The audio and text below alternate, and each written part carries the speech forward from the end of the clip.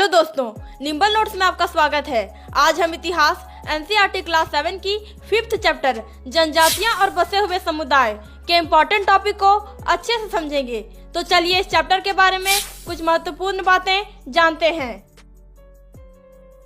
इस अध्याय में हम जनजातीय समाज के बारे में अध्ययन करेंगे। हम जानेंगे कि जनजातीय लोग कौन थे और वे अपना जीवन निर्वाह कैसे करते थे।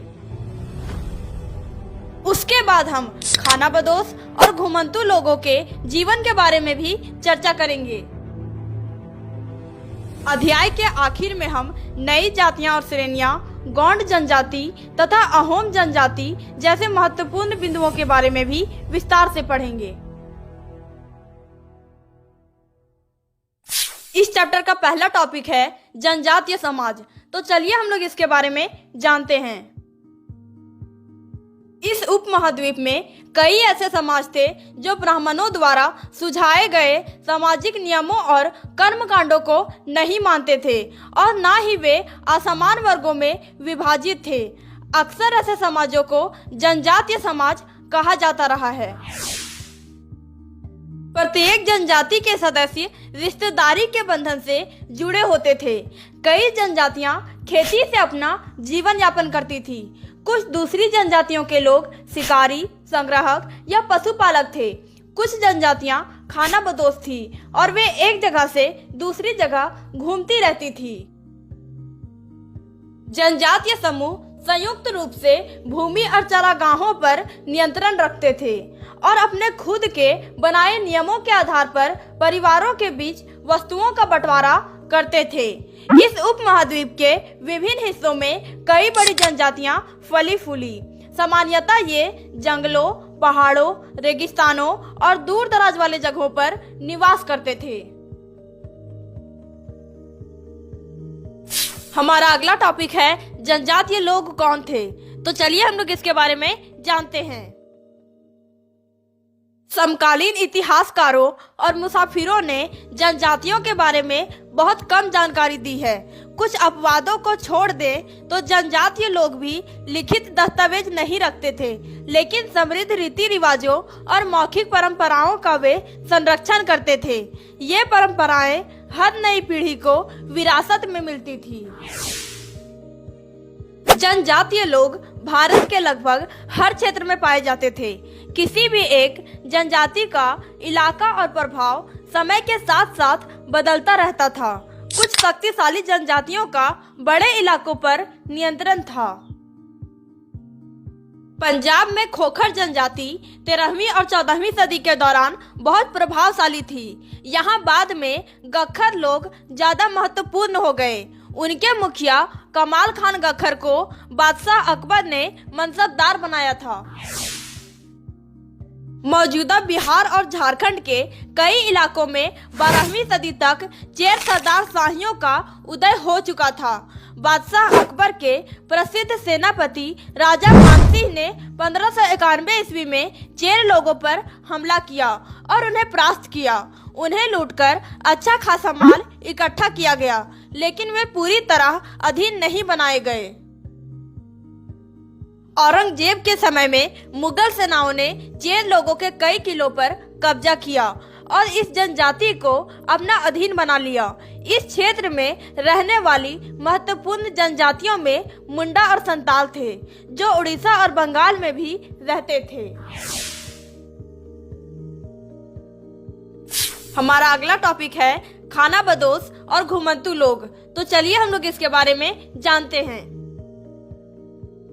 खानाबदोश चरवाहे अपने जानवरों के साथ दूर दूर तक घूमते थे।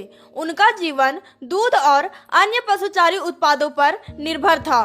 कुछ खानाबदोश अपने जानवरों पर सामानों के ढुलाई का काम भी करते थे। एक जगह से दूसरी जगह आते जाते वे सामानों का खरीद बिक्री भी करते थे। बंजारा लोग सबसे महत्वपूर्ण खानाबदोश थे। उनका कारवां यानी समूह टांडा कहलाता था। बंजारे लोग अपनी पूरी घर गृहस्थी, बीवी और बच्चे अपने साथ लेकर चलते थे। एक टांडा में कई परिवार होते थे जो अपने गाय बैल के साथ एक जगह से दूसरी जगह जाते रहते थे। बंजारे लोग ज्यादातर सौदागर होते थे। अनाज जहाँ सस्ता उपलब्ध होता था वहाँ से वे अनाज खरीदते थे और उस जगह ले जाते थे जहाँ वह महंगा बिकता था। वहाँ से वे फिर ऐसी चीजें लाद लेते थे जो किसी और जगह फायदे के साथ बेची जा सकती थी। इस तरह वे एक दिन में लगभग 6 या 7 मील तक सफर करते थे। हमारा अगला टॉपिक है बदलता समाज, नई जातियां और श्रेणियां। तो चलिए हम लोग इसके बारे में जानते हैं। जैसे जैसे अर्थव्यवस्था और समाज की जरूरतें बढ़ती गई, नए हुनर वाले लोगों की आवश्यकता पड़ी। वर्णों के भीतर छोटी छोटी जातियां उभरने लगी। कई जनजातियों और सामाजिक समूहों को जाति विभाजित समाज में शामिल कर लिया गया और उन्हें जातियों का दर्जा दे दिया गया। कई विशेष शिल्पकार जैसे सुनार, लोहार, बढ़ी और राजमिस्त्री को भी ब्राह्मणों द्वारा जातियों के रूप में मान्यता दे दी गई। वर्ण के बजाय जाति समाज के संगठन का आधार बनी। 11वीं और 12वीं सदी तक आते आते क्षत्रियों के बीच नए राजपूत गोत्रों की ताकत में काफी इजाफा हुआ। शासकों के रूप में राजपूत गोत्रों के उदय के उदाहरण का जनजातीय लोगों ने अनुसरण किया। धीरे धीरे ब्राह्मणों के समर्थन से कई जनजातियां जाति व्यवस्था का हिस्सा बन गई, लेकिन केवल प्रमुख जनजातीय परिवार ही शासक वर्ग में शामिल हो पाए। हमारा अगला टॉपिक है गोंड जनजाति। तो चलिए हम लोग इसके बारे में जानते हैं। गोंड लोग गोंडवाना नामक विशाल वन प्रदेश में रहते थे। वे जगह बदल बदल कर खेती करते थे। विशाल गोंड जनजाति कई छोटे छोटे कुलों में भी बटी हुई थी। प्रत्येक कुल का अपना राजा या राय होता था। जिस समय दिल्ली के सुल्तानों की ताकत घट रही थी, उसी समय कुछ बड़े गोंड राज्य छोटे गोंड सरदारों पर हावी होने लगे थे। अकबर के शासनकाल के एक इतिहास अकबरनामा में उल्लिखित है कि गढ़कटंगा की गोंड राज्य में 70,000 गांव थे। गढ़कटंगा एक समृद्ध राज्य था। इसने हाथियों को पकड़ने और दूसरे राज्यों में उनका निर्यात करने के व्यापार में अच्छा खासा धन कमाया। जब मुगलों ने गोंडों को हराया तो उन्होंने लूट में बेशकीमती सिक्के और हाथी बहुत संख्या में हथिया लिए। उन्होंने राज्य का एक बड़ा भाग भी अपने कब्जे में कर लिया। हमारा अगला टॉपिक है अहोम जनजाति। तो चलिए हम लोग इसके बारे में जानते हैं। अहोम लोग मौजूदा म्यांमार से आकर 13वीं सदी में ब्रह्मपुत्र घाटी में आ बसे। उन्होंने भूस्वामी लोगों की पुरानी राजनीतिक व्यवस्था को खत्म करके नए राज्य की स्थापना की। 16वीं सदी के दौरान उन्होंने चूटियों और कोचहाजों के राज्यों को अपने राज्य में मिला लिया। उन्होंने कई अन्य जनजातियों को भी अपने अधीन कर लिया। अहोमों ने एक बड़ा राज्य बनाया और इसके लिए कई वर्षों पहले 1530 के दशक में ही आग्नेय अस्त्रों का इस्तेमाल किया। 1660 तक आते आते वे उच्च स्तरीय बारूद और तोपों का निर्माण करने में सक्षम हो गए। अहोम लोगों को दक्षिण पश्चिम से कई आक्रमणों का सामना करना पड़ा। 1662 ईस्वी में मीर जुमला के नेतृत्व में मुगलों ने अहोम राज्य पर हमला किया।